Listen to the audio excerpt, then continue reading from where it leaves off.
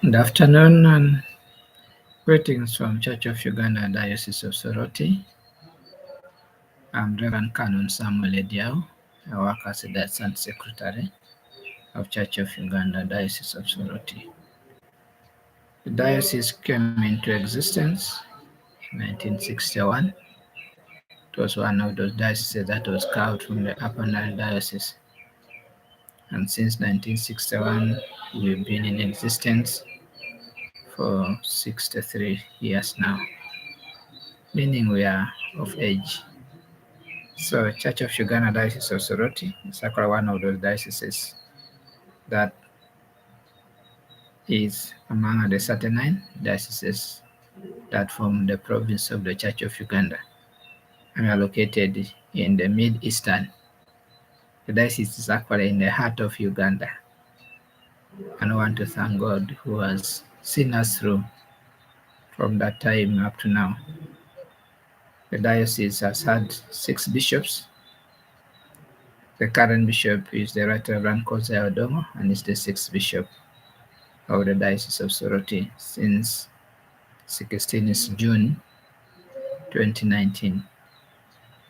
The diocese is run by the bishop and managed in the apex by the Diocesan Synod as the policy organ of the diocese. And we currently have 6 departments: the Department of Finance and Administration, Department of Health, Education, Mission and Evangelism, Lands and Estates. And we also have a Department of Household and Community Transformation or Development, which we commonly call Church of Uganda TEDO. And in all those departments, we have about 1,018 staff. Of those, most are in the field, and that includes our parish priests who are around 115, and then our lay readers who are around 805. So majority of our staff in the diocese are actually lay readers. By the grace of the Lord, the diocese has steadily grown, and we have seen many churches built, many schools built. As we talk right now, we have about 305 institutions, nursery to tertiary. We have 19 health care centers. That includes health centers, tools, and church clinics. We also have 181 currently 81 parishes, and like I've said, 805 sub-parishes.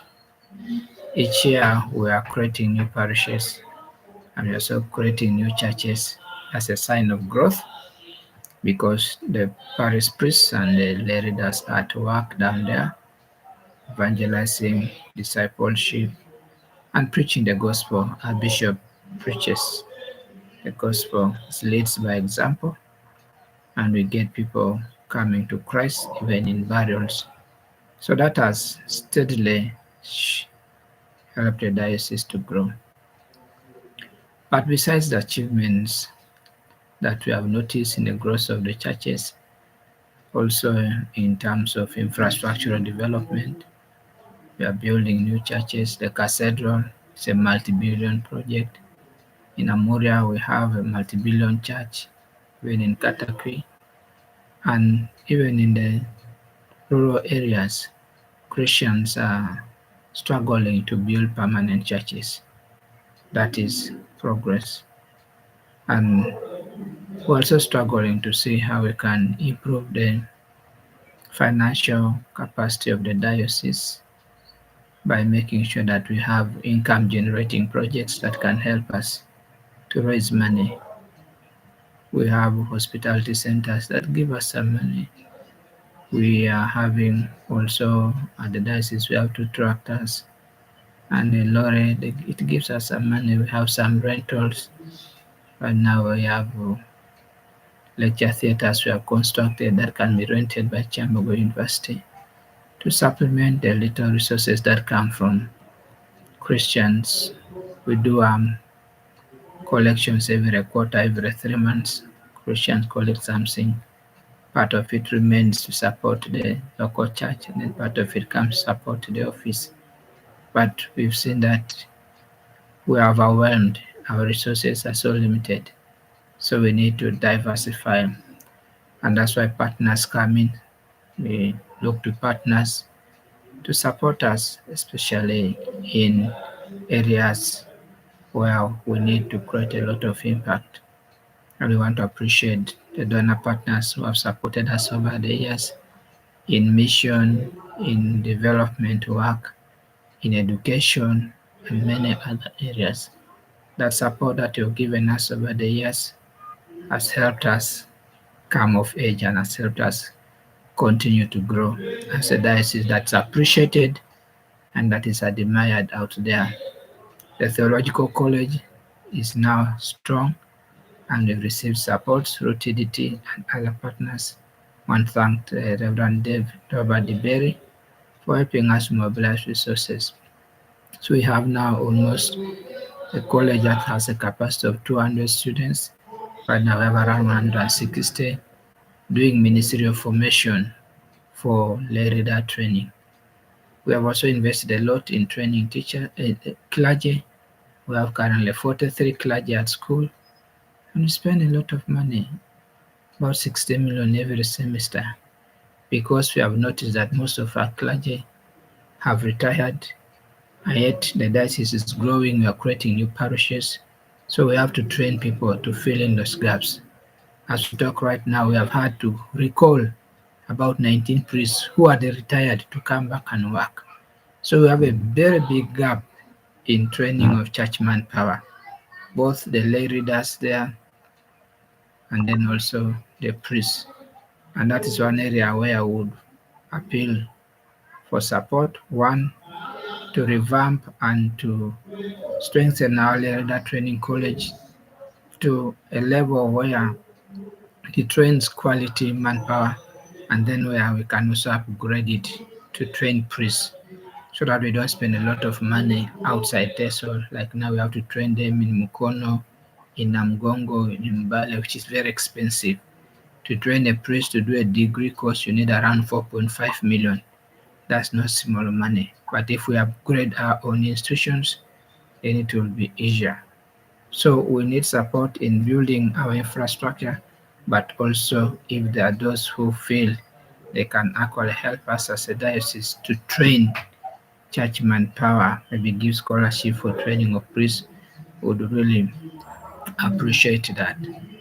The other area where we are still really struggling is, like I've just mentioned, the income sources from the parishes, because it's a rural agro-based economy. Our Christians depend on agricultural produce. When weather fails, when there is drought, everything fails, so they can't even support the church. We, the quarter we have just come out of has been the most difficult quarter. We really struggled because not much came from the parishes. So we are trying to do kind of investments and as a way of boosting our local income base. And so we want to see projects happening both at the diocesan level, but also empower the church structures at parish and sub-parish level to have projects that bring in money. Some Christians have tried on their own, you find they have one pig, maybe we got a chicken here and there, but these are areas where we wanted to go full blast. We have a plan of having our own farms for cattle, maybe dairy, that will be bringing income to the diocese. Pigare projects, maybe planting trees. We have trees after 5 years, you find that they bring in a lot of money. We in our strategic plan, we have things like apiary. We have a lot of water around here, so we can actually have that. We also want to do beekeeping. We want to do a number of projects that bring in money. But of course, because we have a lot of land, infrastructure is the best. We need guest houses, we need arcades, shopping arcades. We need hostels, we need guest houses.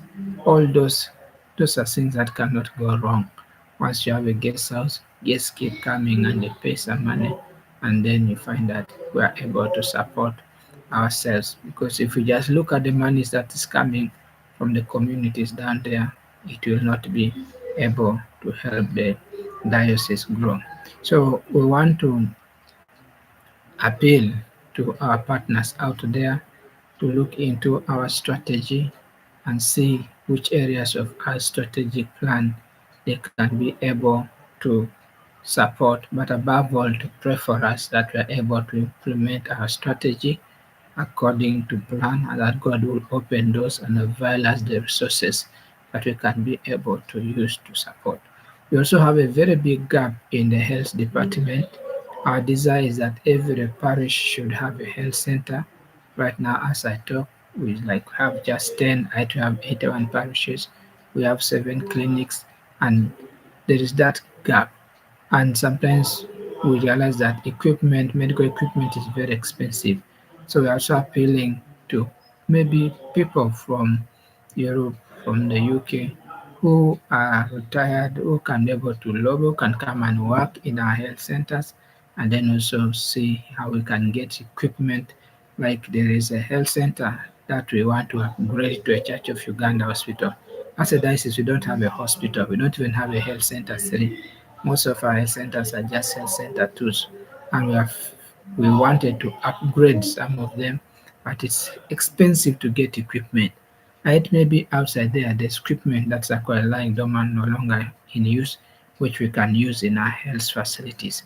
So we want to appeal that if there are people who want to come and work with us in the area of health, we'll welcome them. But also if there are equipment which are redundant somewhere, which can be donated and sent to equip our health facilities, it will be something that would be so much appreciated. The other area where we need support is so much in the area of mission and discipleship. We are training a lot of people to do ministry, but they don't have the capacity.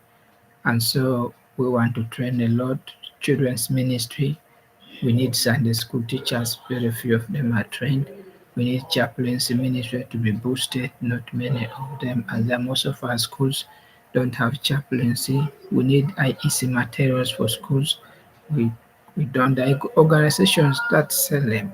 So it will be another area where we want to build our capacity to have our churches equipped in relation to children and youth ministry. Most of our churches don't even have Sunday school teachers who are trained. They don't have Sunday school class structures where children pray, let alone Sunday school materials. So those are some of the areas where we would really seek partnership in empowering children and youth ministry, especially children's ministry, because that foundation is very important. Train a child in the way that it should go, and when they are old enough, they cannot depart from it.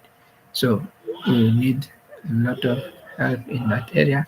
So if there are organizations, individuals who are passionate about children ministry, please partner with the diocese and we see what we can be able to do together.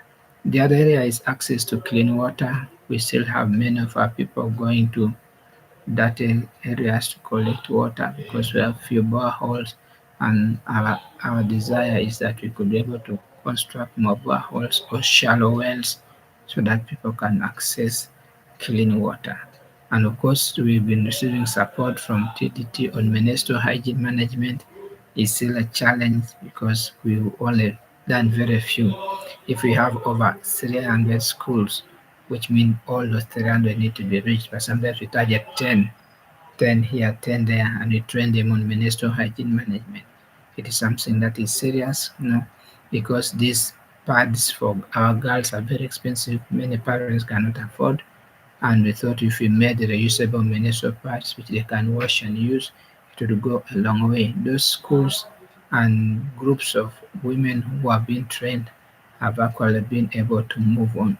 So it's an ongoing area where we still continue to appeal for support, and we are praying that if we could be able to establish a full production unit where we make those pads and be able to distribute them to all our institutions, it would be a good thing.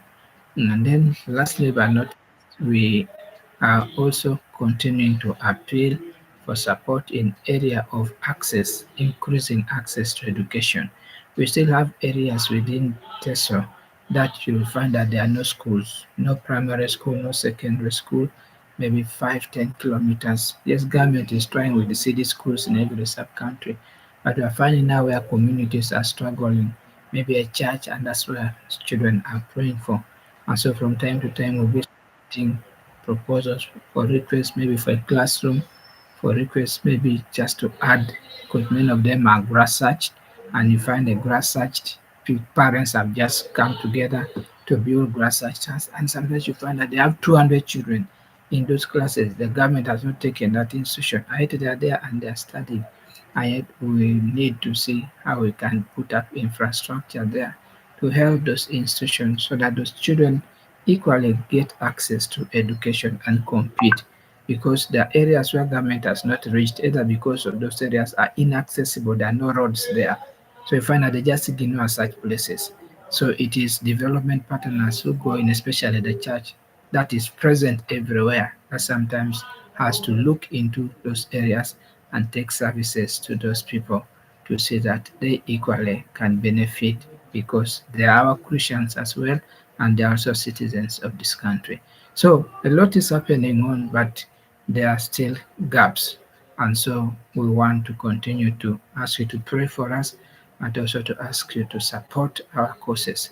Whatever you can do to help us fulfill our vision and our mission and accomplish or work towards the achievement of our strategic plan will be so much appreciative. Otherwise, want to thank you on behalf of the Diocese of Soroti for your continuous prayers, for your support. So much that we've been able to do. We have not done it alone. We've done it with your support, your prayers, and your encouragement.